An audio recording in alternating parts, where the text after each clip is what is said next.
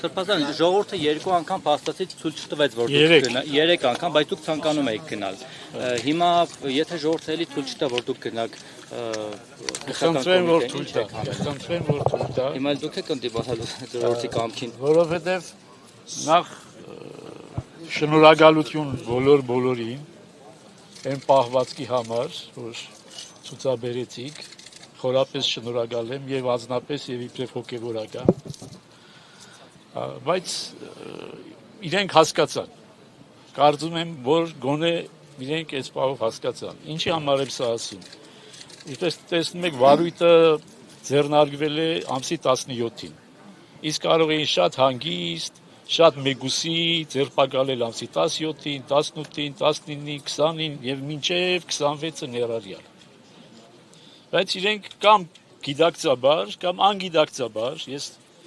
ավելի հակված եմ առաջինին, որ ցույց տան նաև իրենց ուժը մայրաթորի պատերիցներ, իրանք չպիտի որ չիմանային,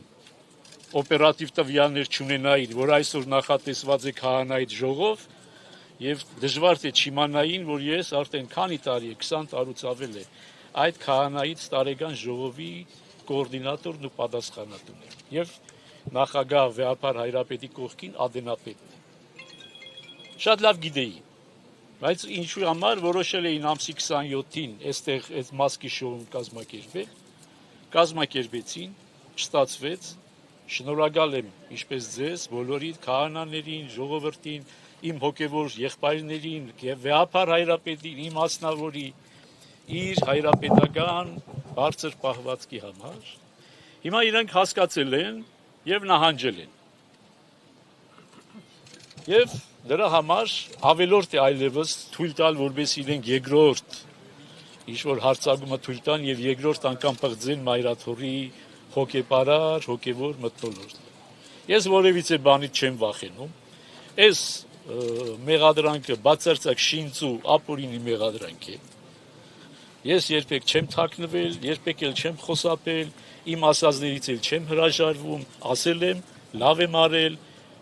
եւ պիտի շարունակեմ նույն ոգիով։ Եվ հիմա միակ խնդրանքս է, որ թողնեք, որպես ես նստեմ մեքենան եւ մեր սիրելի փաստաբանի հետ գնամ քննչական կոմիտե ներկայանալ։ Սրբազան ինչու մեկ տարի առաջ արված հայտարարությունը հիմա դարձավ քրեական վարույթ հարուցելու։ Ինչը։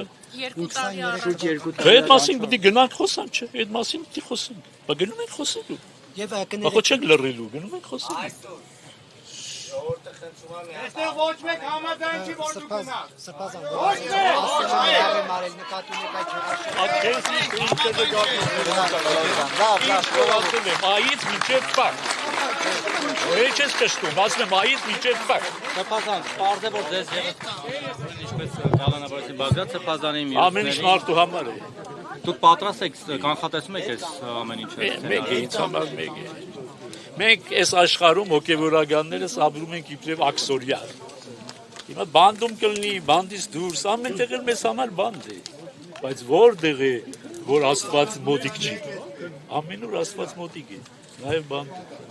Բայց այսպես բոլորիդ մեկուսացնելով հերթը կգա Չենք կարծում, Հայրապետին ամբողջ Ժողովուրդ ջան, չի թողեք մնացած հարցերին հետո կպատասխանենք։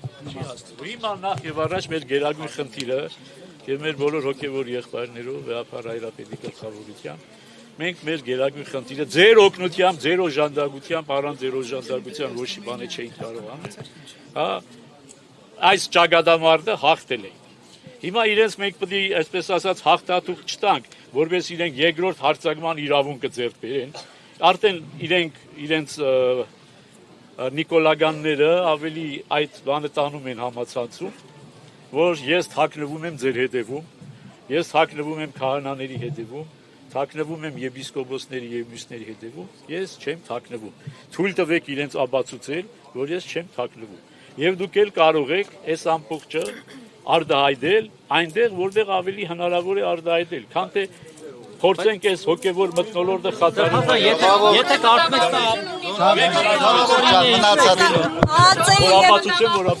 Ժողովուրդ ջան, թողեք։ ճակատամարտը հաղթեցիք պատերազմը։